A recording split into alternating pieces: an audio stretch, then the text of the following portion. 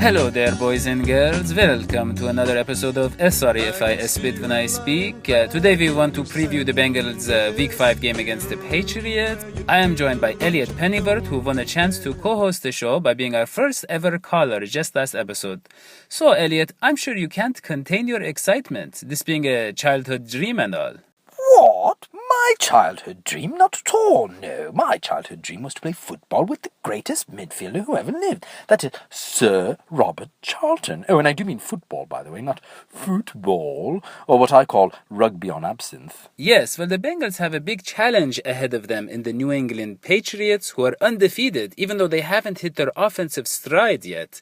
Tom Brady is just getting accustomed to his inexperienced receivers, and they are making great progress. Kenbrell Tompkins and Julian Edelman both had 100-yard receiving games against the Falcons in Atlanta. But the Bengals have fared a lot better against the pass at home than they have on the road. At Cincinnati, they have defeated Aaron Rodgers and Roethlisberger, whereas on the road, they have lost to lesser quarterbacks like Jay Cutler and Brian Hoyer.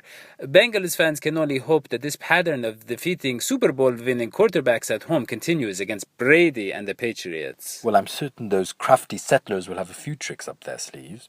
Yes, well, after tearing his Achilles against the Falcons, defensive tackle Vince Wilfork will be out for the rest of the season, which could really hurt New England's ability to stop the run.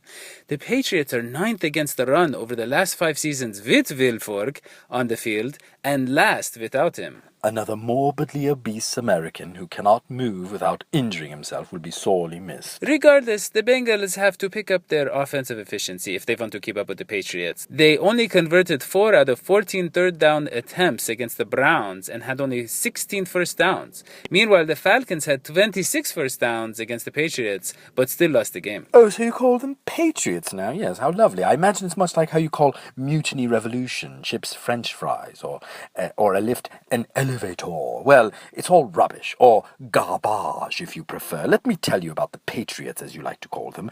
It all started with a fat bloke named Chris Christopherson, or something like that. Anyway, he was on his way to India to establish a cricket franchise, I believe, when he took a wrong turn, and he ended up in a place they call New England. That's sort of like calling senility new infancy. But anyway, what was I? Oh, yeah. Now, this new people, uncouth and rambunctious as they were, would have devoured each other were it not for the generous provisions of our George Roselle III. But for some reason, these patriots hated tea. Yes, they just dumped it into the ocean and drank gallon after gallon of cheap Gatorade, is it? Yes, even bathing themselves in it. Actually, that reminded me, this episode was brought to you by Tropical Mango Gatorade AM, the best way to get a head start on your sweat. Yes, I was saying, instead of tea, they devoured this Gatorade, or as well as a goose, or rather turkey, until they just became huge, massive, really. So they couldn't run well enough to play proper football, and they would just throw the bloody thing, or kick it really, really far, and smother one another with their fat, blubbery bodies. And that, sir, is how American football came to be. Well, I think maybe we should stop here. Thank you, Eliott Pennyworth. Did you want me to autograph anything for you? I never want to see your pitiful face again. Goodbye, boys and girls.